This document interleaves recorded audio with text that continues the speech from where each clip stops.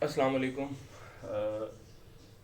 Students, today we are going to discuss the log at CPC one-liner concept-based lecture. Students, as we already know that we have to discuss the uh, portion of the log at according to the revised syllabus given by the HEC. Therefore, we are going to discuss in the one-liner concept to clear our MCQs portion and to clear the concepts regarding the log at.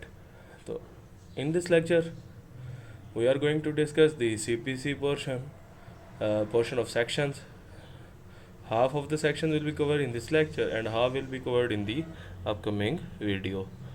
Students, सबसे पहले हमने इस चीज़ को देखना है कि हमारा portion of sections कौन सा है। तो ये हमारा पोर्शन ऑफ सेक्शंस है, ठीक है। इसके अंदर हमें पता हो कि हमने किस तरीके से इनको लेके चलना है, ठीक है। सबसे पहले हमने देखना है जी सेक्शन 9 डील कर रहा है कोर्ट्स की jurisdiction.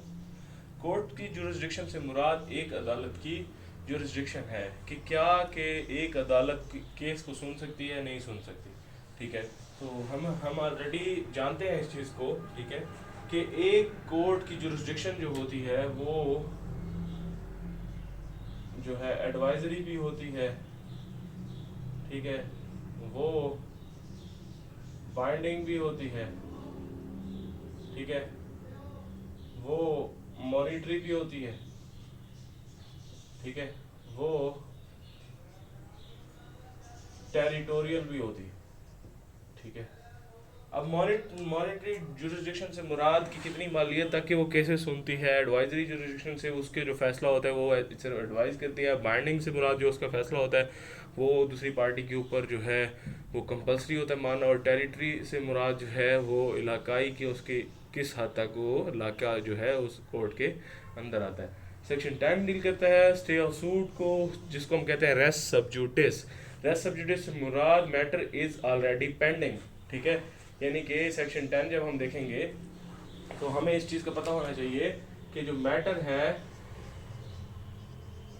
Matter is already pending, कि अभी तक अदालत ने इस पर कोई फैसला नहीं सुनाया, ठीक है।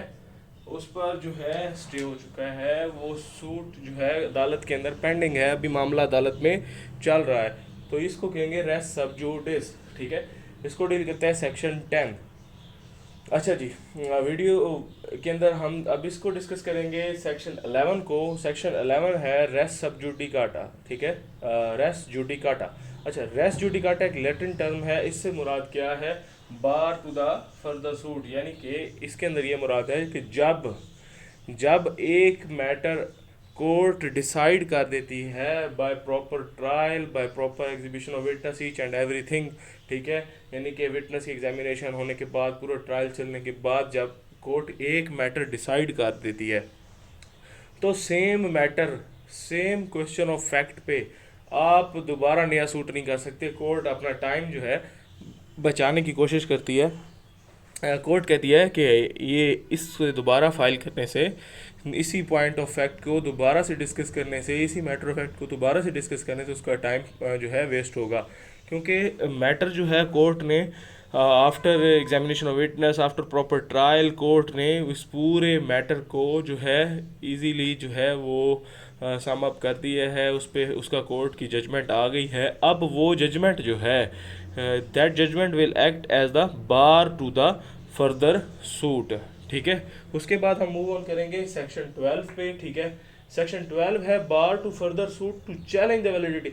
अब जब एक सूट पर जब बार लग गया है, जिस अदालत ने वो फैसला पहले से सुना दिया था जो ऑलरेडी आ चुका है, अगर आपको उस फैसले पर कोई एतराज़ है, कोई एम्बिग्विटी है, कोई आपको उसके ऊपर किसी किस्म का कोई प्रॉब्लम है, तो you will go to the same court to challenge the validity of that case, ठीक है। उस केस की वैलिडिटी को आप चैलेंज करने के लिए उसी अदालत में, सेम कोर्ट में जाकर आप डिस्कस करेंगे, ताकि आपको रिलीफ मिल सके उस कोर्ट, ताकि वो कोर्ट दोबारा से अपने उस फैसले को रिव्यू कर सके, ठीक है। उसके बाद हम आगे फर्दर इसको लेके चलेंगे तो हम देखेंगे सेक्शन 15 को, ठीक है।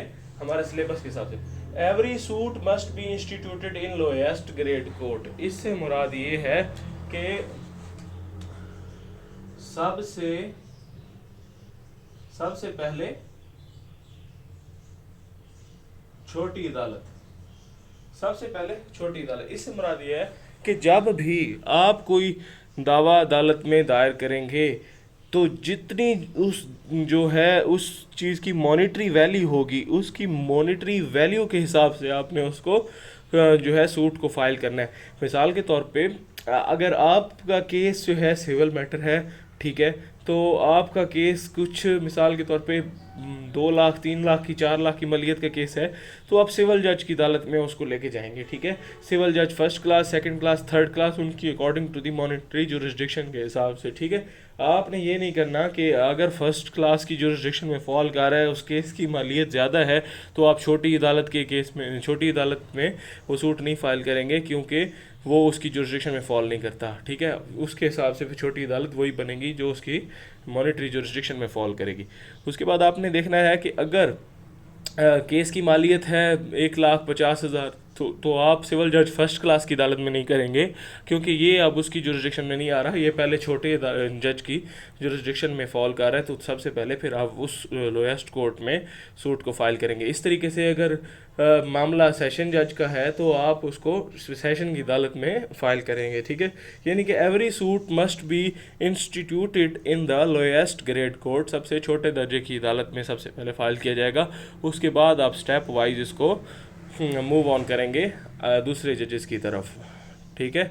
उसके बाद जी सेक्शन 16 डील करता है suit where subject matter arise. अब देखें, जहाँ पर सब्जेक्ट मैटर होगा, जहाँ पर वो कुआ हुआ होगा, अदालत उस इलाके की अदालत में आप सूट को फाइल करेंगे। जहाँ पे आपके साथ वारदात हो रही है, जहाँ पे ट्रांजैक्शन हो रही है, वहाँ पे आप सब्जेक्ट मैटर क्योंकि राइज हो रहा है, और वहीं पे आप जो है सूट को फाइल करेंगे। वहाँ पे नज़दीकी जो भी अदालत आती होगी जिसकी जुरिस्डिक्शन में वो फाइल मतलब कि वो फॉल कर रहे हैं, आप उसमें जो है सूट फाइल करेंगे, ठीक है। उसके बाद है जी सेक्शन 17, ठीक है। सेक्शन 17 कहता है सूट इफ इमूवेबल प्रॉपर्टी, ठीक है, इन under jurisdiction of different courts, suit can be filed in any court. अब देखें, जब एक प्रॉपर्टी की जो है वो डिफरेंट कोर्ट्स की जुरिस्डिक्शन में आ रही है, मिसाल के तौर पे we are discussing that plot, ठीक है, ये एक प्लॉट है मिस्टर ए का, ठीक है, प्लॉट ऑफ मिस्टर ए, ठीक है। ये जुरिस्डिक्शन ऑफ कोर्ट मिसाल के तौर पे कोर्ट 1 है और ये जुरिस्डिक्शन ऑफ कोर्ट 2 है, ठीक है। अब देखें, अब ये मिसाल के तौर पे ये भी कोर्ट है, ये भी कोर्ट है, इसकी यहाँ तक जुरिस्डिक्शन जा रही है, इसकी यहाँ तक, और मिस्टर ए का ये प्रॉपर पूरा प्लॉट है। We already know that immovable property in under jurisdiction of different courts. अब ये 2 डिफरेंट कोर्ट्स की जुरिस्डिक्शन में फॉल कर रही है प्रॉपर्टी, तो अब हम किस में फाइल करेंगे? It can be filed according to the description of mister A. वो इस कोर्ट में भी फाइल कर सकता है, वो इस कोर्ट में भी फाइल कर सकता है, ठीक है। यानी कि जो उसको इजीली कन्वीनियंट होगी कोर्ट, जो उसके लिए आसानी होगी, वो उसके अंदर सूट को फाइल कर सकता है, ठीक है। उसके बाद हमारा जो सेक्शन 18 है वो डील करता है if local limit of courts are uncertain, ठीक है। अब देखें, एक इंसान है, उसको नहीं पता, ठीक है, उसकी प्रॉपर्टी, अब हम देखें, ये मिसाल के तौर पे एक इंसान की प्रॉपर्टी है, ठीक है, जंगल में, ठीक है, ठीक है, उसको नहीं पता कि इस यहाँ पे कौन सी अदालत की जुरिस्डिक्शन आ रही है, ठीक है। अब ये उसकी जो प्रॉपर्टी है, जो उसका प्लॉट है, जो उसकी ज़मीन है, अब वो अनसर्टेन है, वो गैर यकीनी है, उसको नहीं पता कि किस अदालत की जुरिस्डिक्शन में फॉल कर रही है, तो वो अकॉर्डिंग टू हिज कॉन्शियस, अपने सेंस के हिसाब से जिसको जो अदालत लगेगी करीबी, वो उसमें फाइल कर देगा। लेकिन अगर उसको लगता है कि नहीं, ये कोई और बनती है, तो फिर वो जब चेंज ऑफ कोर्ट करेगा तो he will record the statement, वो एक स्टेटमेंट रिकॉर्ड करेगा for the sake of record कि मैंने अदालत को चेंज किया था, ठीक है, इस मकसद के लिए, ठीक है, क्या ही वाज अनसर्टेन, जो भी वजह थी। तो इससे क्या होगा कि जब वो स्टेटमेंट रिकॉर्ड करेगा तो जो एपलेट कोर्ट में मामला जाएगा तो वो उसका जो है ऑब्जेक्शन उसको सुन लेगी। और इफ़ नॉट रिकॉर्डेड, अगर वो स्टेटमेंट रिकॉर्ड नहीं करेगा, स्टेटमेंट रिकॉर्ड करना भूल जाएगा, एपलेट कोर्ट जो होगी will not accept the objection, तो वो उसका ऑब्जेक्शन जो है वो क्लियरली नहीं सुनेगी। तो ये एक मैटर है जो हमने डिस्कस किया, ये पोर्शन जो है सेक्शन का, सेक्शन 18 तक। अब फर्दर इंशाल्लाह अगले सेक्शन जो है हम नेक्स्ट वीडियो में डिस्कस करेंगे। अपना ख्याल रखिएगा जी। अल्लाह हाफिज़।